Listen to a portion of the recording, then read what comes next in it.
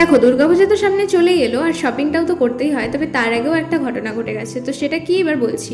কালকে শপিং করতে বেরিয়েছিলাম, তারপরে হুট করে বার্থডে সেলিব্রেশনে চলে গেলাম। আর আজকে ভাবছি আবার বেরোবো শপিংয়ে, কিন্তু এই যে এত আকাশ খারাপ, মনে হয় ঠাকুর চাই না যে এবার আমি ঠাকুরের পুজোতে বা আগমনে আমি ঠাকুরের প্রতি যেমন করি।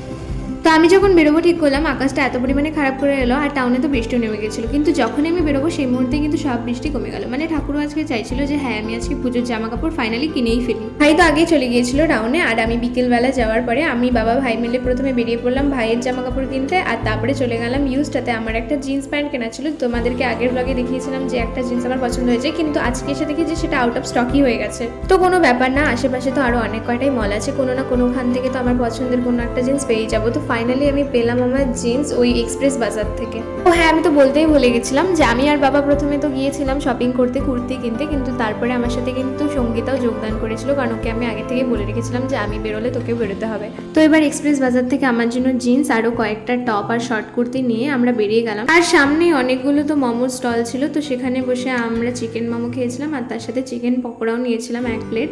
তো এক পাশে ভাইকে আর এক পাশে সঙ্গীতাকে বসে এই সুন্দর মোমো আর চিকেন পকোড়া এনজয় করতে করতে দেখলাম যে চারিদিকে তো ভালোই ভিড় হয়েছে দুর্গাপুজোর জন্য। তো তোমরা কারা কারা দুর্গাপুজোর জামা কিনে নিয়েছো আমাকে কিন্তু কমেন্টে এসে অবশ্যই জানিও। এদিকে তো মল থেকে যা যা নেওয়ার তা তো নিয়েই নিয়েছি, কিন্তু কুর্তির সেট কিন্তু কোথাও পাচ্ছিলাম না। তো অবশেষে সঙ্গীতার রেকমেন্ডেশনে আমি আর ভাই চলে গিয়েছিলাম লক্ষ্মীশ্রীতে, আর সেখান থেকে আমার আর মার জন্য পছন্দের কুর্তি সেট নিয়ে আমরা বেরিয়ে গেলাম বাড়ির উদ্দেশ্যে। তো যাই হোক, আজকের মতো এতটুকুই, আবার দেখা হচ্ছে কালকে, ততক্ষণ টাটা।